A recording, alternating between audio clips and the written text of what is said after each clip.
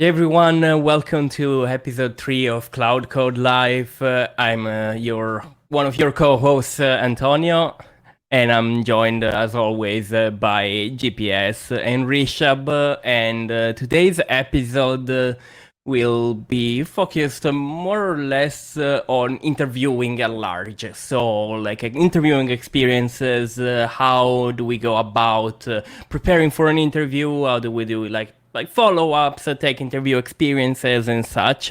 But another thing that we're gonna introduce today is a nice section that we like to call the weekly stand-up, and it's not gonna be exactly like your morning agile session, but it's more about like what happened in the week that doesn't need to be career focused or doesn't need to be really related to anything coding, but it can be a little bit of everything. And I can get started with this weekly stand up. I got back into Minecraft. And so What I does that started. mean? I don't really know what that means. So it doesn't really mean anything like other than I just started playing again Minecraft, and it's like I started a server with a friend. Like we have like this server of friends that we play with a bunch of games, and we started our like one of my friends has like, his own server at home, like his Linux box, where he hosts a bunch of like Docker servers for a bunch of games like Minecraft, Terraria, and others. So we started this Minecraft one, and I finally got Java because I only had Bedrock Edition before, which I am pretty sad about.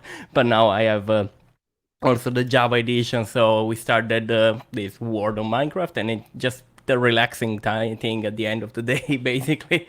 I have no idea about Minecraft at all. I just know that people are like super into it. Like it's definitely has like somewhat of a cult following, and it's owned by Microsoft now. I Microsoft, think yeah, so. Yeah, yeah. a great acquisition, I So guess. you may need to start Great if you're content around it. yeah. That's It's fun. that's cool. That's cool. My weekly stand up. Oh, I finally found an apartment, but that like literally happened today. Like signing paperwork and such after over a month of like every week and just going down and like stacking up viewings and dealing with agents who are always late and no one wants to send you a video because they want to get you there in person and like just to drive back and forth and all that kind of stuff. I feel like that the whole experience is so ready for VR to come in and just disrupt the whole thing. So I feel like it's I don't know what your experience was, Alf, but like going with these realtors, like I didn't really get much out of them actually being there. I just needed them to open the door. And I Yeah. felt like it would have been much better if it was just like me. I can spend like a half an hour here checking it out versus like having someone watch over my shoulder every little thing that I was checking out. Like, Hmm. and like with me, it's like I'm meticulous with these looking at these places. I'm like plugging in my phone in every single plug to make sure everything works. I'm Yeah. turning on the water, flushing the toilet, making sure the water pressure's up to par, going on top of the cabinets, making sure see if there's any like anything, any dirt or any dead bugs or things that I should be aware of. All that kind of stuff I'm taking a look at, and people look at me like I guess they're somewhat like used to it, but there's also like kind of weird. And I'm like, if I'm gonna spend like over $2,000 a month for the next like live here for the next year, I'm like, I'm gonna spend a solid 30 minutes in here, like making sure it's like a decent place. Yeah, that makes sense. Yeah, but I don't know. I'm just so glad it's over, really. But yeah, and Alf and I are gonna be sort of neighbors, not really. Yeah. I guess everyone, Upper everyone East in Side, Upper West Side, everyone in Manhattan is sort of neighbor overall. neighbor because it's pretty easy to get to wherever you want to get to. Um, yeah, so I got a month until I move, and then that's There you go. exciting. Yeah. It is. Yeah, IRL content.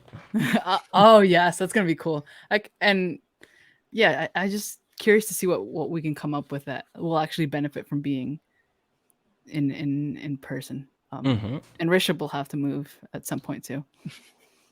Rishabh, I do you don't have know. any interest in moving to the States, or I guess maybe specifically New York? Oh, I've been to New York. I loved only like been there only for a week, and I loved my time there. Mm-hmm. Yeah. But not specifically. I don't have any plans. Mhm. We'll see. I don't mind it. But yeah, as Gwen said, I think I'll be definitely down to do like some content every now and then. Yeah, definitely. Yep. What's your weekly stand-up Oh update? yeah, I forgot. Had a Fang interview. We'll Oh, get into it. that'll segue us into the overall topic. So go ahead, start us off. So yeah, after being rejected by Amazon, Moved on to the next letter. moved on to the next letter. Recruiter reached out from Google, and the role was tech. I don't even know what the role was. It's a long role name. I just know that I'll be working in the support team for Google Cloud. I think they're called TS something, so technical cloud support something. And yeah, so the first round was today, uh, almost 3 hours ago, and it went pretty well. I was That's good. yeah, I prepared only for like 3 days, even though Really? even though I had like 2 weeks ahead of me. But yeah, things have been busy at work and like just in my personal life. So yeah, but yeah, I think I did okay for the coding challenge, but for everything else, I think I did pretty good. There were just generic questions about like how internet works and what is a DNS, and like, and then they went like really deep into it as I was explaining. Mm-hmm. So they started with like how internet works, and then I told them like this happens, and then whenever you put a URL in your browser, DNS does the resolution, and then they were like, oh, what is IP addressing, and like what are public and private IPs, and it all went to the end where I was deep into like HTTP error codes and HTTP headers, what kind of headers, how much I know them, which was pretty impressive, Yeah. especially for me. Like I remember them from my networking course, and I'm like, the interviewer was like, "Yeah, you got them all, especially the error codes." Like we only see 2 or 3 of them every now and then. One is a 200 OK, and sometimes you see 401 unauthorized, and others are like 503 when the service is not available. But yeah, I kind of remembered,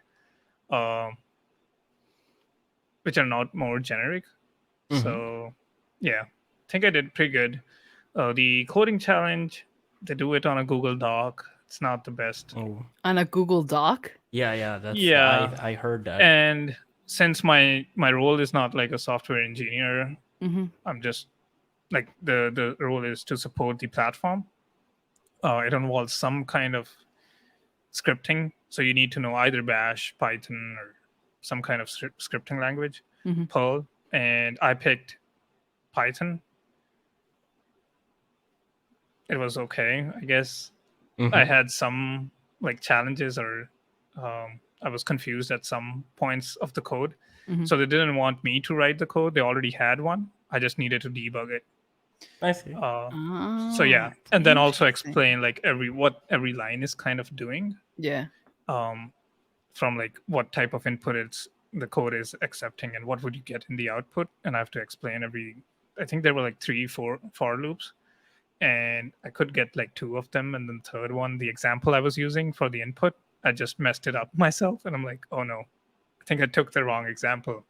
And then like the interviewer was like, yeah, try with this. So she gave me two sets of numbers, and yeah, and then it all made sense. But yeah, I think did pretty decent on like I did pretty good on the other questions.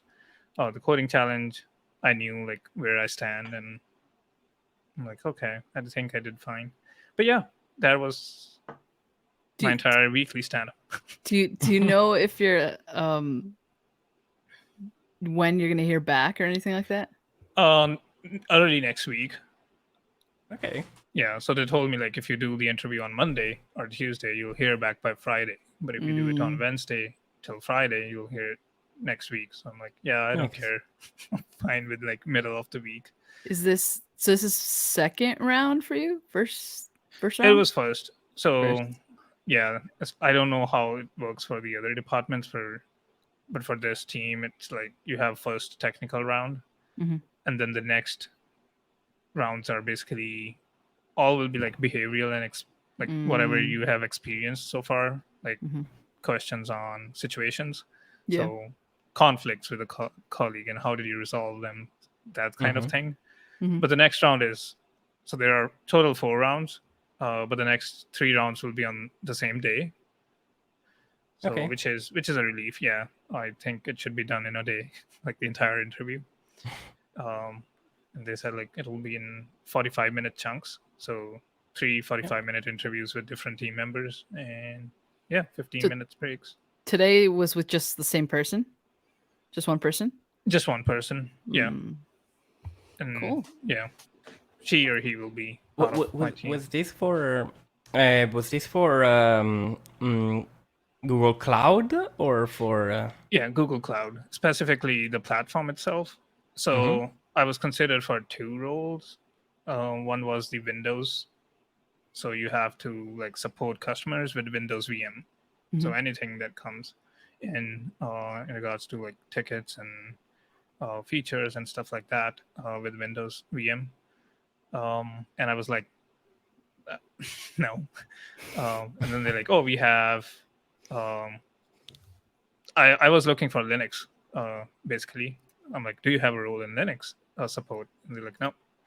But they said like we have a platform, so it will be more of a generic role Yeah. where you just know your ins and out through the Google Cloud platform, which I don't right now. But they said we'll train you on it. And given my experience with like customer facing and client facing roles, they were said like they were happy about it that I'll be a good fit if I clear my interviews. So we'll see. I hope you do, because then we have the range covered. We got GCP, we got AWS, and we got Azure. Nice. That'd Yeah, be nice leveled and That's gonna be non-biased. that's gonna non-biased be podcast. Non-biased cloud podcast. We need a spin-off now. Yeah. That's cool. You probably have done. I wanted to ask you, like in the past year, Mhm. let's say like the beginning of like last year, how many interviews have we done? Like, or how not maybe not individual interviews, but I guess different companies that we've interviewed at. I think you might have done, Rishabh, you might have done the most. I think I did. Wait, I'm trying to remember. I don't know off the top I of my think head. it will be pretty same. I did like in if you do start of 2020 specifically, Yeah, I've done 4 companies. 4 different companies. 4, yeah. Did Of which 2 I got jobs and one I didn't. One I stopped in the middle of the interview because I got another job before the interview even really started picking up heat. So I said I already have another offer. I don't think I like, and I have to do it Yeah. quickly so Mhm. I can continue the interview process. So in total it would have been 4. 4. I did Okay, so the beginning of 2020, so January 2020 till now, 3 total. 3 companies total. Okay. And yeah, I think You so. Rishabh? Rishabh? Think 4 or 5 different companies. Mhm. Yeah, 2 of them were like a Canadian startups. One was like Coinscare or whatever you have. You guys have Coinbase, I think. Yeah. So whatever Coinbase equivalent is in Canada. Okay. Yeah. Like I was Okay. using the platform itself for like buying crypto stuff. Or Cool. yes. When was and this? I don't think I knew about this. Yeah, I didn't made. I was rejected at the first round. They were like, "Yeah, we need someone more experienced." What kind of role was it? A DevOps engineer. So Oh, cool. pretty much same, but like a lot of responsibilities, and they wanted to go with someone who's more senior, especially because right now they're only like 3 or 4 people. So they're trying to expand out, and they're hiring like one senior position at every level. And then they said once we get our funding figured out, we'll have more roles open, like a mid-level and junior engineers that they might need. But yeah, and they were all like in their environments were containerized, so they were using Kubernetes, and I have no experience with Kubernetes, so that was the reason why they rejected. There was another startup that was like more mature. I think they have a team of 40 people now. It's a platform, or it's a software as a service for local grocery stores. and the last year has been like really profitable for them because Yeah. people can sell their groceries online. It's just like Instacart, Mhm. Oh, cool. but like a Canadian version of it. Instacart, Yeah, eh? but yeah, It's all right. I had to. got rejected in that too. Was that DevOps engineer too? Yes, but this time, yeah, I didn't even like the recruiter just ghosted me. So What? All Yep. right, we can get into that later. All right, what Yeah. are the other ones? oh, the other one was Amazon. Then interviewing at Google right now. And then the one offer that I accepted last year, which ultimately I rejected because I decided to stay at my company. Mhm. So yeah, four or five companies. Okay. Alf, do you want to go more into detail on the ones you've done, or? Yes, so so the first one was the company that I started working for in August of last year, which is Revzilla, which is part of Komodo, and it's like the largest multi-channel retailer in motorcycles in the US. For motorcycle gear specifically, we sell everything. It's like if you go to Trader Joe's, that there is the everything but the bagel seasoning. That is like everything but the motorcycle like shop. Yeah. So you can sell the motorcycle itself, but probably we can sell you all of the parts to build your own motorcycle, kinda. So and I joined a company that was the company where I had my internship as well during my graduate degree. Then I had a very the interview that I stopped in the middle was FactSet, which is like the financial company that does like financial software, basically similar to what Bloomberg does, but it's another flavor. And that was for an AWS solution architect, and that was transitioning a ton of things from like on-premise to cloud.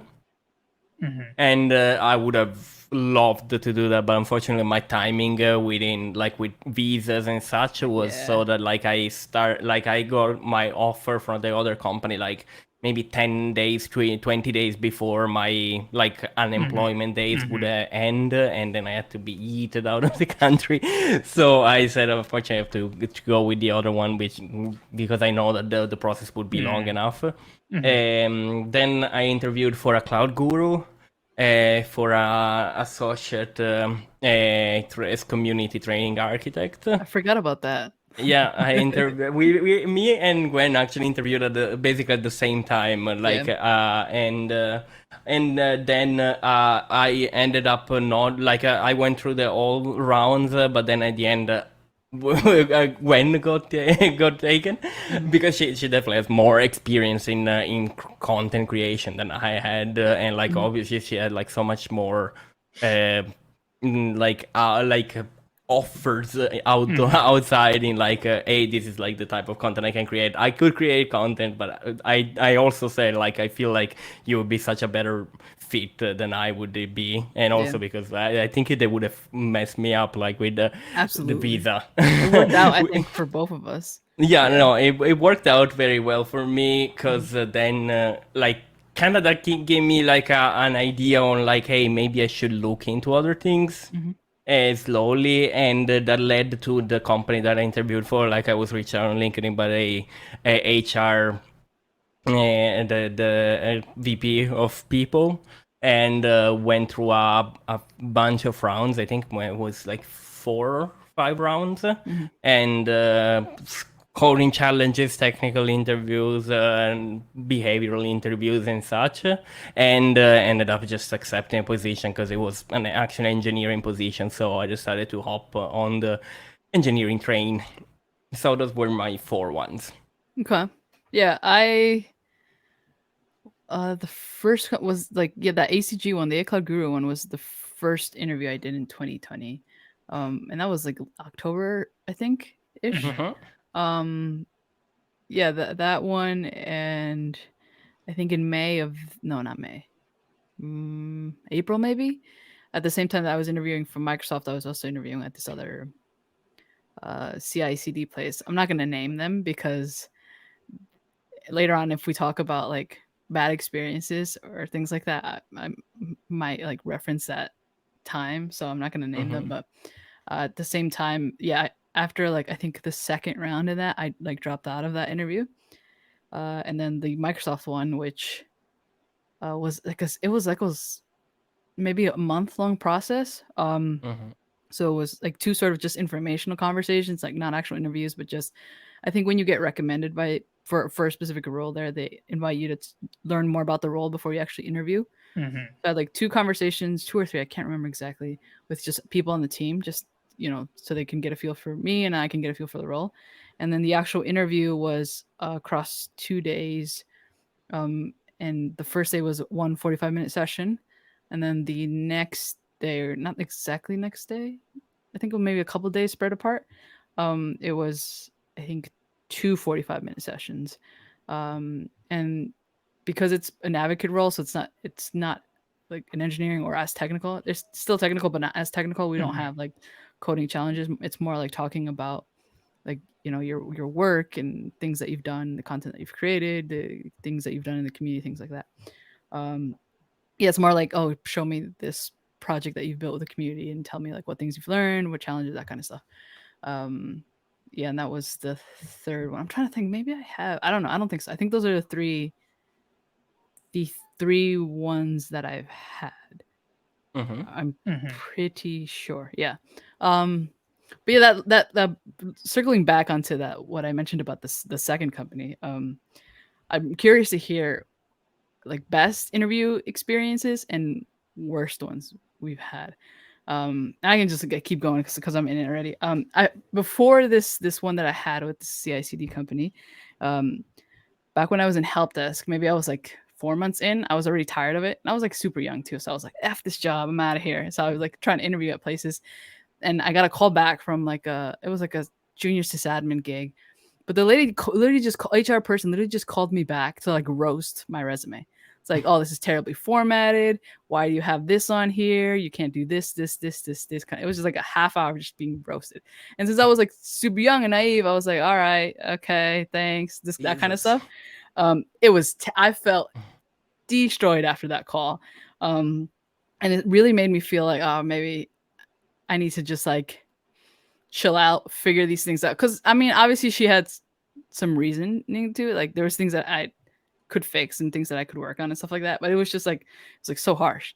But yeah, that was probably like the worst. I wouldn't necessarily say it was an interview either, but it was, I guess, interview related. Yeah, that was crazy. I don't know. Has anyone have recruiters or people who've been interviewing you ever roasted your resumes or things like that? That never really happened. Like, if anything, I had like weird experiences with recruiters, but not like no one really just straight up like went and roasted on my stuff. Like that never really happened.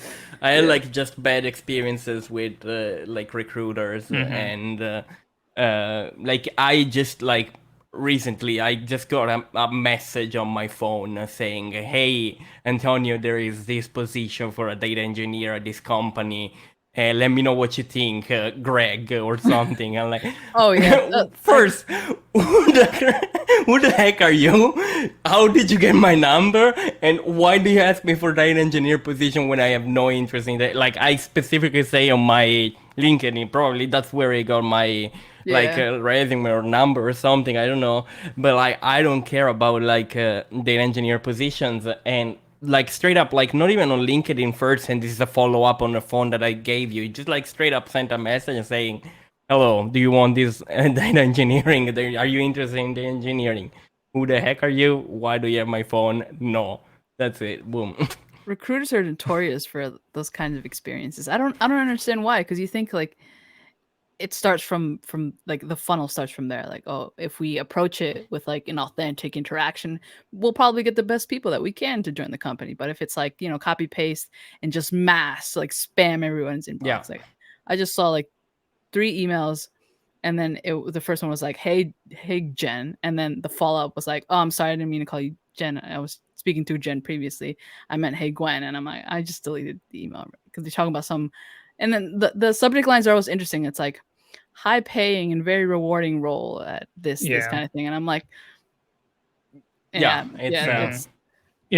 no, but I don't think I've had like someone roasting me on my resume and how I have formatted it. But yeah, no, to Antonio's point, I have had really bad experiences with recruiters, especially like ghosting and stuff. I don't know. Like, is there something about me? I've been Yeah. ghosted so many times, and the point, like they start the conversation of, hey, we have this opening. Your profile looked interesting. Would you like willing to apply for it? And I'm like, sure, why not? And then they're like, okay, we'll set up a call and see if you're a good fit, and then we'll go into like more technical interview thing, and then you never hear from them. Yeah, and one in particular I had was someone hiring for. I don't think I want to say the name, because might want to work for them in the future. So Okay. this was a contractor who was trying to hire it for some kind of government thing in Canada. And the thing is that you need to be like a resident at least, or be a citizen in most cases. And the role was something with sysadmin, and you'll be like switching towards cyber, which was like really interesting to me. They're like, okay, can you send me your resume? And I'm like, yeah. And then they found out like I was from India, and I was not a resident or a citizen of Canada. And they're like, oh, by the way, are you a Canadian resident, or are you citizen, or are you working your way to get your citizenship or anything like that? I'm like, no, I am on my worker's permit, and I'll probably be getting my residency pretty soon, but not yet. And then they're like, oh, okay, that's a bummer. But let me see what I can work through. And I'm like, there's no way this is going to happen, right? Because those are just the requirements. And this guy tells me that I could work for them as a contractor at $15 an hour. Okay. And he goes straight up with me and says, yeah, by the way, this is like just a 6-month thing. So are you interested? And I'm at that point like so pissed. I'm like, hey, I won't leave my permanent job, which is part of me getting my residency, because that's how you get it here in Canada, and work for you on like such a low wage, because $14 is the minimum wage, and he's trying to like pay me $15, and he's like, oh no, but it's so good for your resume and like for your experience, and Oh you'll be my God. working Yeah. for the government, right? Exposure. Yeah. Are you an exposure? I'm like, there is no way I'm gonna do that. And then he stopped responding, and out of nowhere he comes back again. He's like, oh, by the way, can you do it on the weekends, kind of thing, and pay you out? I'm like, what? They're like, we need someone here in Kingston because we have like few offices here of Government of Canada. I'm like, no, I cannot do that. And I couldn't complain because yeah, this guy was not working for the government. He was just like hired by them to like find a good fit. But yeah, I think that was like really bad experience for me. Especially like the tone and stuff, like how he talked. He was like he owned me. Oh my goodness. I feel like I think that was with this lady who was roasting my resume. Yeah, it was just so condescending. And I'm like, the feedback would have been great if, I mean, I guess it was great in terms of like the content that was provided, but just the way that it was delivered was like, you just like, and now, early on in your career, like anything like that hits you harder. As you grow, you get thicker skin and you interview and you get more experience and you practice and all that kind of stuff. And yeah, you start to understand these things, but at the beginning it's like, yeah, destroy it. Like it like hurts to like your soul kind of thing. Right. Yeah, like just the way that you're spoken to in these kind of things, and I think this is changing a lot too, like the actual like the structure or what an interview is, and it's gonna like loop into like with my next question, which is our best interviewing experiences. But I want to give Alpha a second to talk about. Do you have anything like your worst experience or? I would say I don't think I had very bad experiences in the interview process. Really, most of my experience have been trying to get an interview, like either like so there is one time where I had this interview for a contracting position for this large telecom company based in Philadelphia. I'm not gonna like I could even just say the name, but it was a contract. Like it was a recruiter from a staffing company. Anyways, it wasn't like direct hire, and it was for like a kind of data engineer or data scientist position. And basically this recruiter made me go like we spoke and it was like super hyped. Oh, like I like this I like your profile, blah blah blah, and like reached out to me a bunch of times. Made me go this like very weird online like coding challenge that it wasn't even like anything related to the job at all. Like it was asking, like the job was primarily like Python, SQL, and such, and the coding challenge was just a random non like algorithms without like a coding language, like just like what is the purpose of this algorithm or something, like stuff that doesn't really like attest to like doing data science really, like Yeah. because data science you have to know like statistics, the like programming and such. And there was nothing involved in that basically. Like there was something, but it was definitely not centered around that. And he just ghosted me after like another interview after that from the same person. He bumped me to another guy because like I'm not a citizen or a resident, so their hiring is through another company. So it was like a staffing company that was employing another staffing company to employ in another. So it was this whole thing, and then just like ghosted me at a certain point. I was like, okay, that's about it. So for me, my worst experience have always been with recruiters and specifically from staffing companies for like contractors. Like that is usually the worst type of experience that I had because there are direct like recruiters from companies. That has always been like a very good experience in my opinion. But not for like for staffing companies really. I have an offer, like a permanent and full-time lab tech opportunity, and they're looking for a healthcare recruiter in a clinical laboratory medical technologist. And like yeah, my profile fits That's like you. perfect, like 100%, chef right? kiss. That's me. And like okay, at the point that you're not even looking. And that, I think that speaks to how the hiring system is somewhat like broken when it comes to, especially for like entry level gigs. A lot of time those entry level gigs are by these Staffing companies who will use agencies, staffing agencies to get those.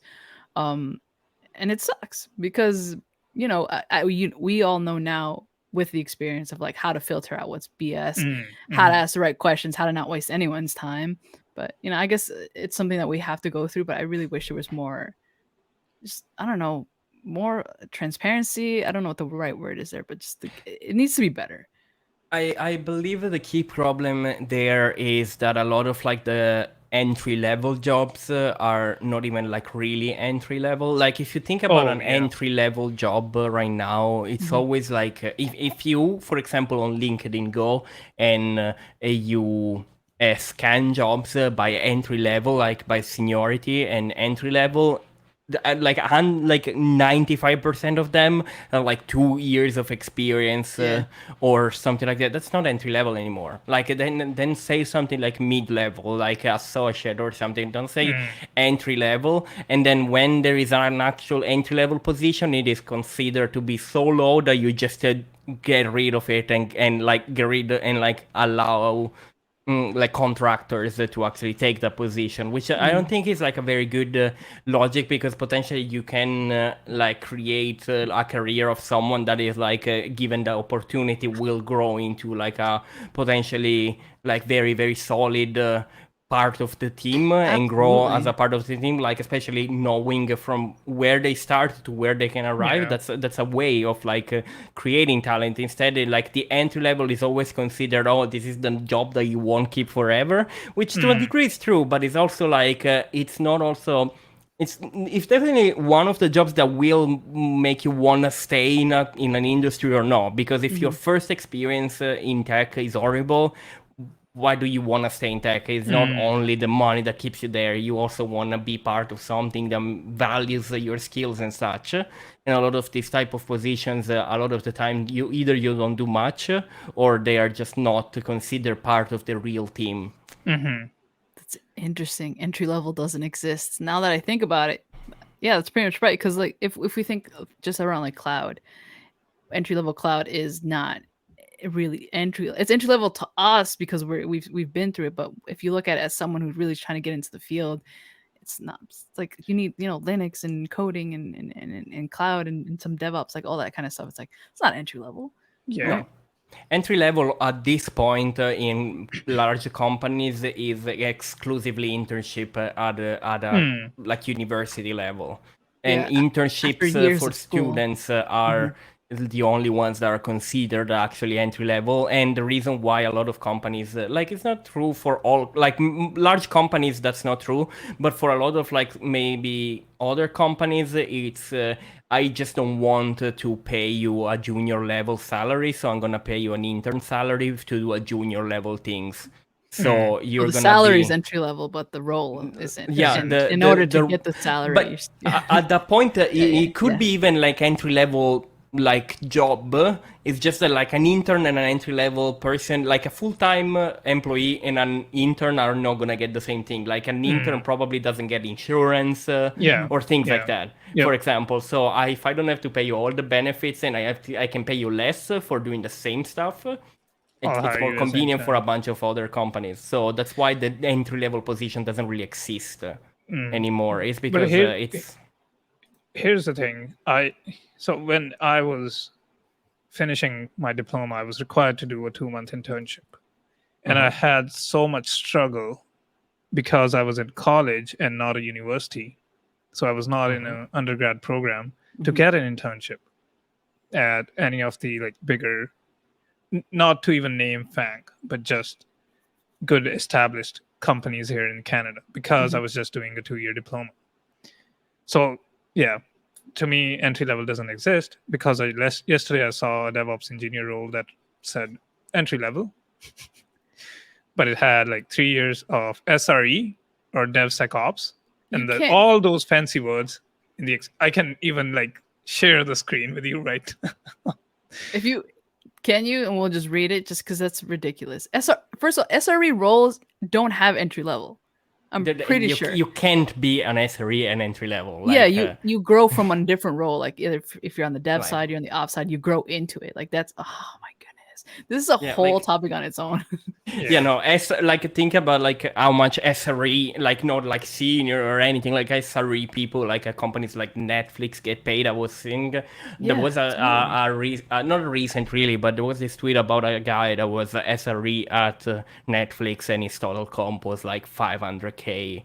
And it's like that's not, and there's never gonna be an entry level position that even pays close to that, and that wasn't even like a named position like senior principal SRE is like site reliability engineer 500K total comp. Since we're around the topic, and then we'll get back onto interviewing, but since we're here and Rishabh's gonna pull that job listing up, how did we eventually land interviews for the roles that brought us to where we're at today? So like I guess that first step into tech, like how did we land those interviews? Do we have any tips on landing them and that kind of stuff? I feel like that'd be useful to share. My biggest tip was like comes basically from business school, because my graduate degree was from business school, was quantitative finance and business analytics, which is offered under, it's a very technical thing, but it's offered under the business school. And given that it's offered under a business school, you have to go also through a lot of like those like side like soft skills like workshops and such. And definitely like the networking side of it, as in being able to create like the smaller community at where you're studying, or like the ability of like knowing how to strike conversation with people that you never met, but you can start to understand what they are like just by a few like small talk. That is like something that really that it didn't directly like not it's not like, oh, I met this person, he liked me, gave me an interview. Yeah. But it's more like, oh, I met this person through a bunch of like connections. Like they know what I've done, so they reached out to me eventually because they remembered me out of like the 15 people that he talked to the night when I was speaking with him. And so like networking is like super important, but also the ability of like providing back to your communities, because like for my internship interview, I got it, I mentioned this before, probably during one live, I think I never took the class of this professor, but someone like the professor was looking for one of his connections. Her connection was looking for an internship role or consulting role, and basically one of the person that was taking that class with that professor mentioned me. So and that professor reached out to me, and like I got this interview and got the position, which then led to my first full-time position after graduation.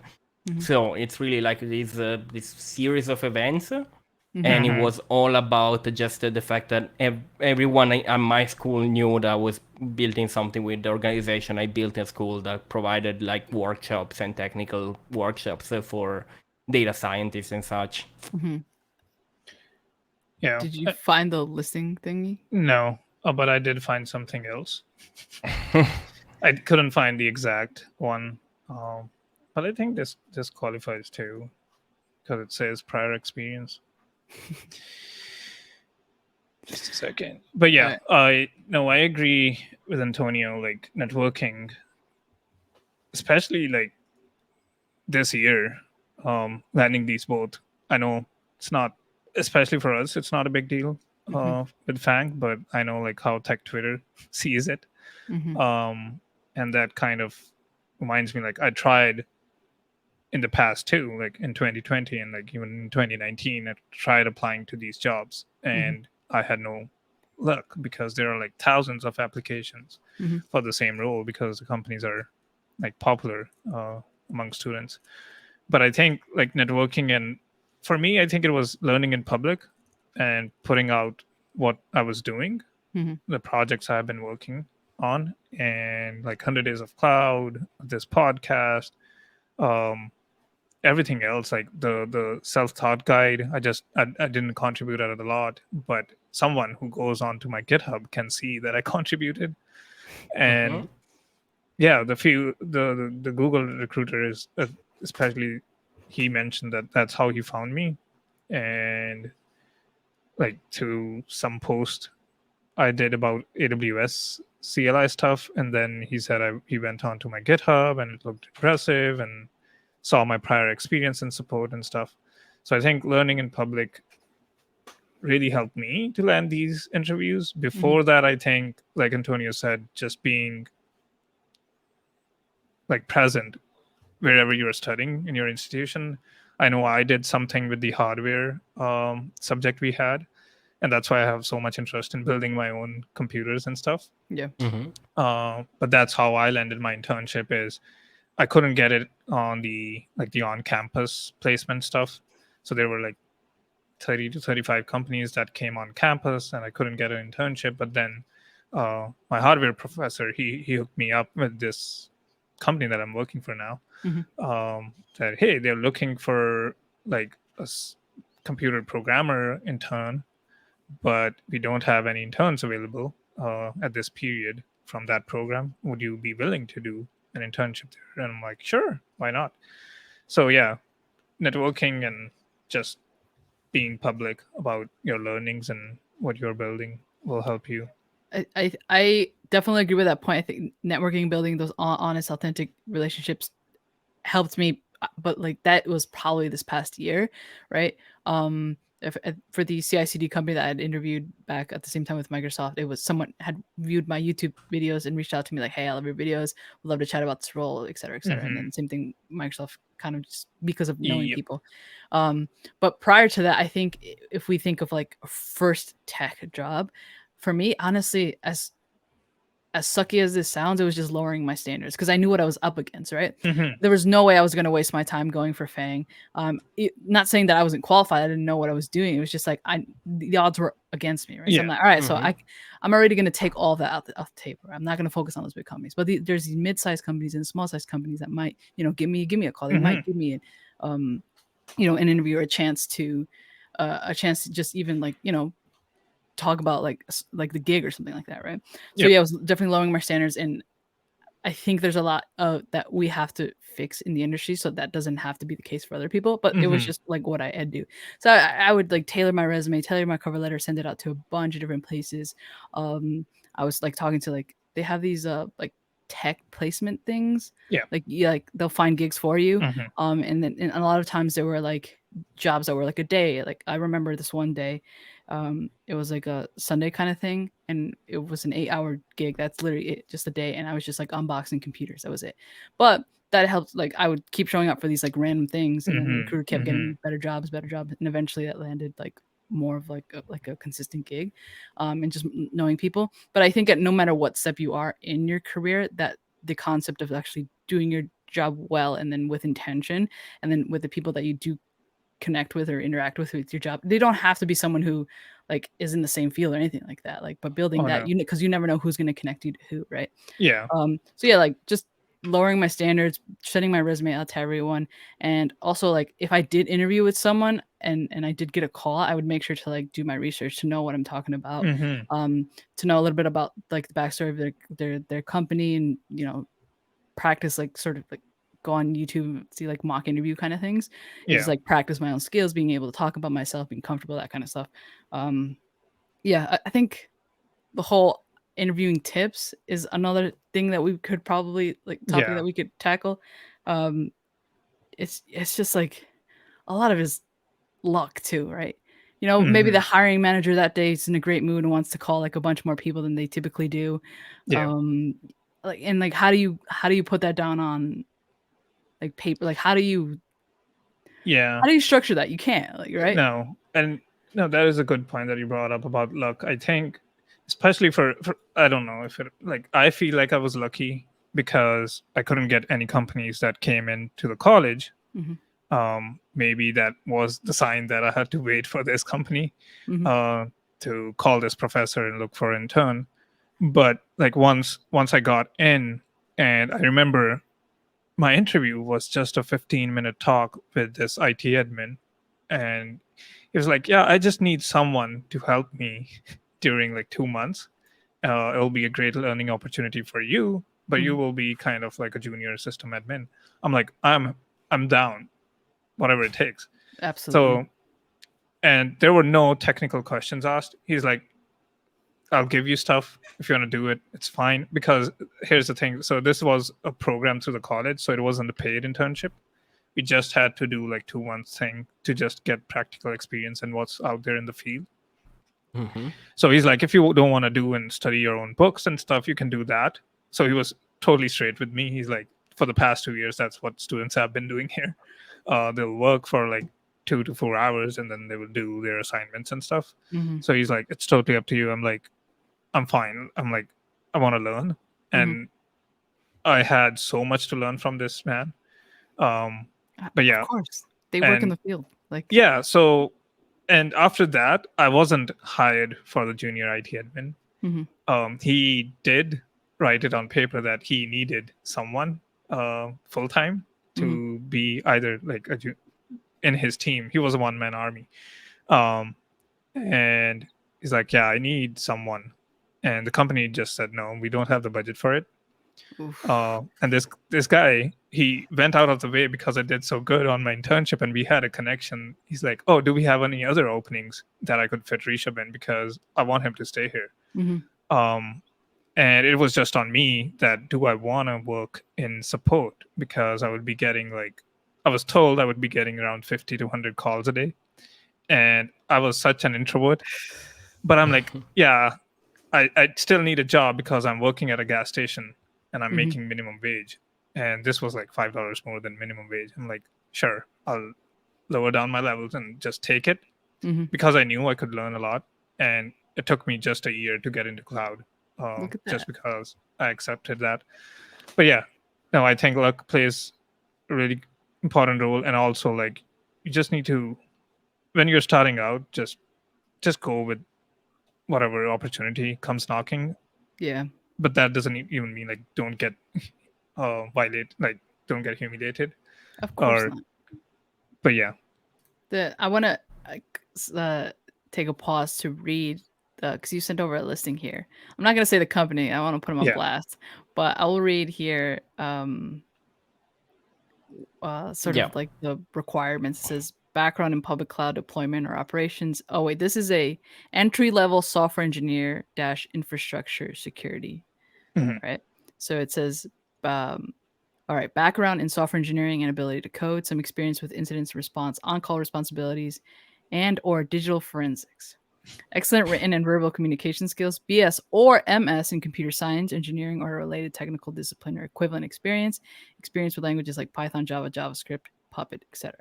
Pluses, background in public cloud deployments or operations, especially with AWS. Experience with IDS, deep knowledge of IAM tools, experience in data security, access control, governance, PII, control detection, etc. And prior experience in DevOps, DevSecOps, site reliability, system administration, etc. Entry level software engineer. And it says, so the title says software engineer. Yes, And entry level software yeah. engineer. Infrastructure security. Yeah. And Which is then crazy. I have been working in DevOps and cloud ops stuff and sysadmin kind of role for the past 2 years. Some of these terms I don't even know. Yeah, What Straight away. is DevSecOps? Yeah, DevSecOps is just like it's just names. There is like this tweet the Forest Brazil made a bunch of time ago, which like with like increasing numbers, and then it just becomes dinosaur names like Yeah. Triceratops and like stuff like that. And yeah, it just like I don't know. DevOps already is like. It's like a murky kinda because it's so new as an idea, and then DevSecOps. Then there is ML DevSec. Oh my Ops, God. MLOps. Yeah, it's just a little bit. Yeah, FinOps.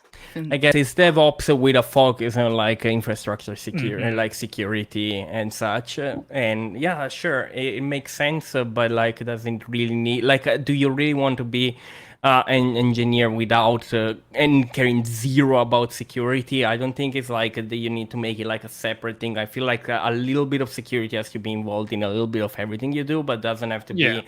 You don't have to be like the center cornerstone of all the security. Like that's why there are like CISOs and Yeah. like there is actually security teams as well. And not at an entry level. Like I would. Yeah, at an entry level, You either can you are expect it from like, yeah, even as like with a senior level, you can say, okay, this might make sense because at a senior level you have like 5 to 7 years of experience, and you might have touched security and DevOps and automation and also software engineering.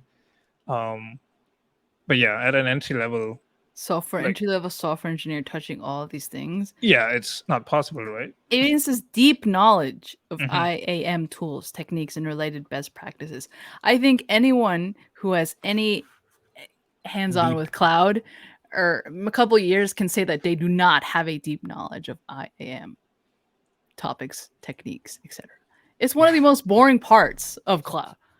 It's important for sure. It's like very you have to for know, sure. like Very you have important. to know, Oh, it, yeah. but like that's why like you do it in your like toy account and when you do your small things. But there is like a whole team that like manages all like IAM Yeah. stuff and similar. Like And mostly again. it's like how I feel about it is people pay attention to IAM and stuff only when there's compliance involved. Yeah, there's a Or dedicated Or when there is person something looking that for goes wrong, because Yeah, when exactly. everything goes right, no one cares about it. Yeah, which it's should like be that way. It's kind of the annoying thing of like the ungrateful part of this position where the only time where you are acknowledged is when everything goes to hell, because when you're doing your job no one cares. Like when you're doing well, everything is fine, perfect, and no one cares. Yeah. And I feel like also a lot of these positions are, and like these job requirements are written by non-technical people. Like they have they ask you, okay, give me the kind of the requirements, then they kind of piece together all the I see what you mean. requirements. That's fair, Especially yeah. this is true in smaller companies where there is like It is. not like when a team doesn't have the tech team doesn't have the dedicated hiring force, scheme.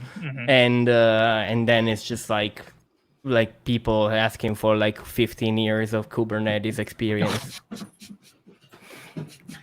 And yeah, so but yes, just to like cap like the idea on tips. I feel like tips on interviewing is such an hard topic to talk about in any Yeah. situation, because there is not a tip that is universal. It's like, oh, this works. There's no standard. Yeah. Like there's no standard, because every company interviews differently, and even if they're like, think about Fang, and everyone does like, oh, I'll go expert and do the coding interview and such.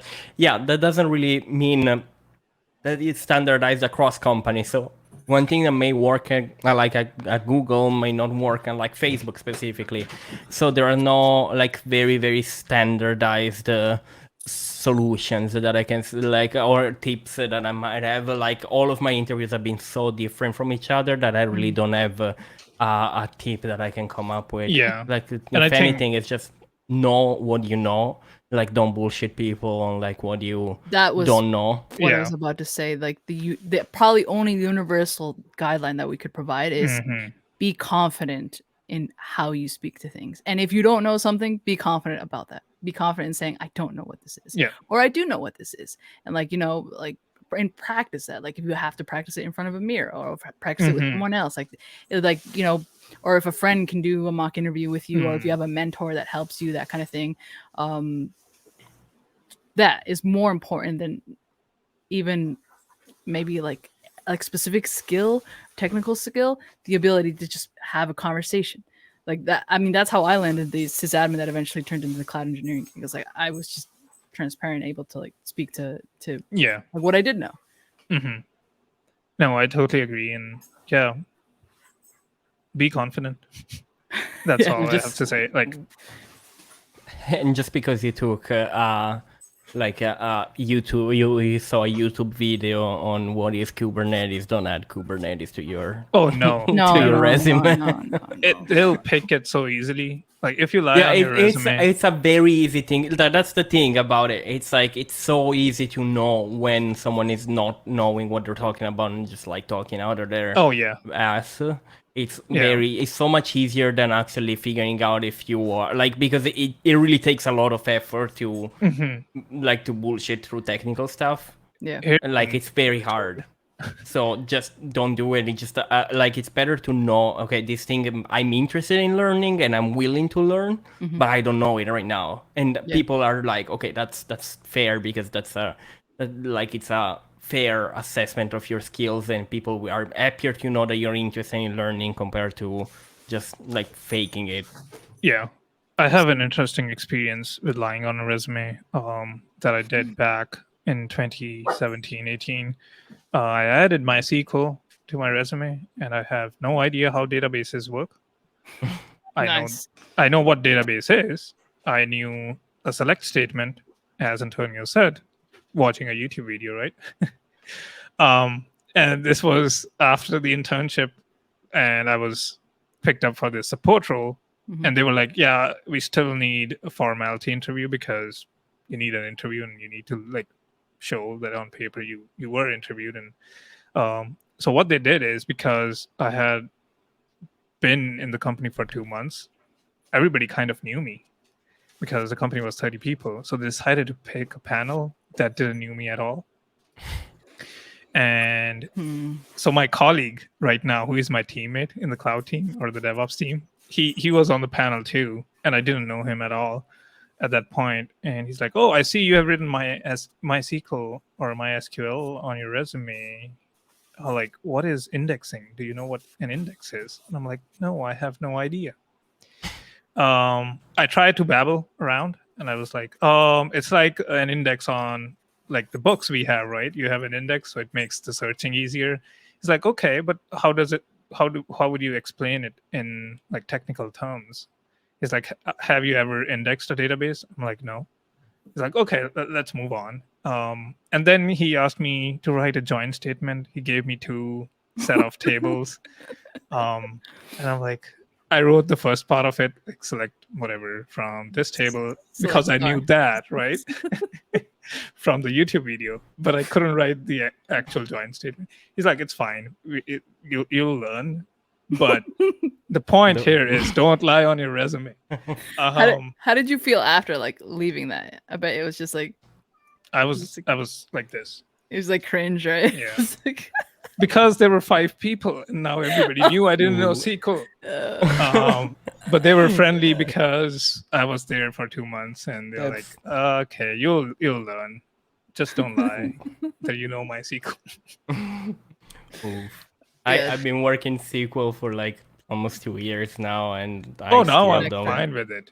I feel like I don't know. I still don't know a bunch. Like I don't know the like I know to use databases like pretty extensively, but like if I have to think about how the design database. No, the design. Okay, it's like how it works internally. No, honestly, I still have like it's such a complex topic that is like nah. Yeah, but yeah, don't lie on your resume. Be confident, and that's just the 2 universal tips, I think, because as Glenn said, like it'll vary a lot depending on who is taking your interview, what kind of mood they are in, what company it is. So what position you're interviewing exactly. for, what did you say on your resume to begin with, and such. It just varies so much. So no universal tip other than don't lie. No, don't lie and know what you know. Like feel okay in saying what you know. Yeah. Oftentimes, well, not oftentimes, but there are some times that you can, when you don't move forward, you can get feedback. Sometimes companies are transparent, provided up front. Like they'll hop on a call and talk to you, like, "Hey, this is what happened," kind of thing. Sometimes you can ask, but I think it's always a good idea to ask, and then with that, you know, if there's something you need to learn, do it. If there's some sort of behavior or anything like that that you need to change or work on, or skills that you need to improve, like it is what it is. Don't take it. I mean, of course you're gonna take it personally, but it's like just use it to become better and also sometimes there's just some companies that suck and then you're better off by not being there. That's honest. So you can't take it all to heart either. Red flags are important to spot. That's a good point. I think that's what I love about smaller companies just in general is most of the time that I've asked them to provide a feedback on our interview on which I was not selected, they were willing to jump on a call for like 20 to 30 minutes and tell me. Whereas with the bigger companies, it's never the case. It's going to be hard to get it just because of like the scale that they're dealing with. But the smaller, which is why I'm such a big fan of early on in your career, get as much experience interviewing with like these smaller companies, because often like they'll give you a call back more often, right? Anyway, this turned into a bigger topic than I thought, but we're at about an hour, so we probably should start wrapping up. But I think from here we're going to be able to grab a bunch of just like subtopics and just like expand on all those for sure. And I'm sure we're going to get questions and such, but this was quite insightful. Let's segue into content of the week. I'll go first because I know I have one. I think Alf has one too. Rishabh, I don't know if you do, but so Andrew Rowe, he is I guess like a cloud YouTuber, maybe let's just say YouTuber, not specific niche. But he is a cloud security engineer, which is kind of a topic that I also want to talk about. It's like how cloud engineer is so generic. But anyway, this person is a cloud security engineer, and he talks about like how to like sort of get into the field. And it's on his channel, and he does a lot of like I guess career focused cloud space stuff. And he's quite easy to listen to. I think it makes it like personable. So that was a great video. I'll make sure to link it in the show notes. But yeah, that is my content of the week. And my content of the week is from Bart Castle, Cloud Bart. He just released a video, which is this past Monday, on an overview on the Comptia's cloud certification, which are actually fairly new. And they are the only, I wouldn't say only, but they are the most recognized cloud agnostic certifications. And there are like two flavors of it. One is the Cloud Essentials, which is more for, it's kind of similar to the AZ900 or like the cloud practitioner. So it's more of a general knowledge of cloud topics, and it's very good for non-technical people. And then there is the Cloud Plus certification that is actually pretty technical, and it covers the topics about cloud services without being a cloud specific, which is very close to what we discussed last week in our certification. It's not about learning services for one company, it's more about learning cloud technologies overall, and then you can apply them to different cloud providers. So if you were to prepare for this certification, that would be a good way of having a more guided path towards creating this, like learning this type of technologies. The link to this video is in the show notes, and it's and follow Bart because he has a ton of incredibly good content, also music content as well, if you're into it. His on-camera presence, I think, is unmatched. Like in like the cloud space, it's like he's just OG at it. Like it's a fantastic teacher. Yeah, like that loops into what we were talking about. Like you mentioned, like last time, like if you use these certifications instead of like focusing on getting them for your resume, it's more like, oh, I'm actually learning. Like these cloud agnostic certifications are fantastic, right? Because these are the concepts that you across all platforms are going to work. Yeah, Richard, you got anything? No, but Darn it, Richard. I don't know. Should I plug my own stuff? Yes. So I've been working on some AWS CLI cheat sheets, handwritten, by the way. Thanks to Gwen for recommending you're using good notes. Good notes, right? Nice. Yeah. I tried to build like S3's logo. I'm not so happy about it, but yeah. So far, I have two of them. One is for EC2, CLI, AWS CLI for EC2, and then AWS CLI for S3. I'll be adding more. Read it, loved it. Really? So, yeah, I was didn't so know. amazed. I got 4 awards for the first time. No And I was way. like, Did you get any mean comments? no, Everyone's but like, a request use to this add them piece of- to like GitHub or something so that they can interact with it. So I'm working on that to add them as a markdown, because right now they are just images and you can't copy and paste the commands. Right. But yeah, so far no mean comments. Nice. That's nice. It's weird. amazing. Yeah, it Reddit. was. Now you're just gonna get flooded with like negative comments now that you put it out into Yeah. Cool. All right, so we'll make sure to have all those resources linked. Shout out of the week, I guess we'll go to Bart for being such an awesome instructor, and overall just like a cool guy to talk to. Right. That's it. Any last thoughts, thingies, anything? Say, let's all wish Rishabh good luck. I guess. Yep. Yeah, you better get it, because then we're gonna be the unbiased cloud For podcast. sure. That would be nice. Probably I a also new hat. I would also like just to shout out Scooter Phoenix for Cool. putting us in our Follow Friday, in our latest tweet for Follow Friday, and thank you so much for listening to the podcast and for sharing with everyone. Really appreciate it, and I guess that's really about it for this episode. This is running we gotta start longer getting than usual. maybe a guest in. We're not probably gonna do it every single episode, but every now and then I think there's certain topics that we could probably loop someone in. Just now that you mentioned Scooter, that I thought it probably be a fantastic guest to have on. But yeah, anyway, all right, that's it. Antonio, you want to close us out? Yeah, sure. Well, thank you so much for listening to this third episode of Cloud Code Life. I really appreciate when like to see the interest in this podcast, and we're hoping to make other live episodes because the last live episode was pretty cool, and like there were a bunch of people following, and we'll make sure to provide even more and nicer content. And hopefully, like we're also gonna get started on a few of the resources and projects that we've been discussing in the past few episodes. But for anything else, thanks again for tuning in, and we'll see you next week. Peace.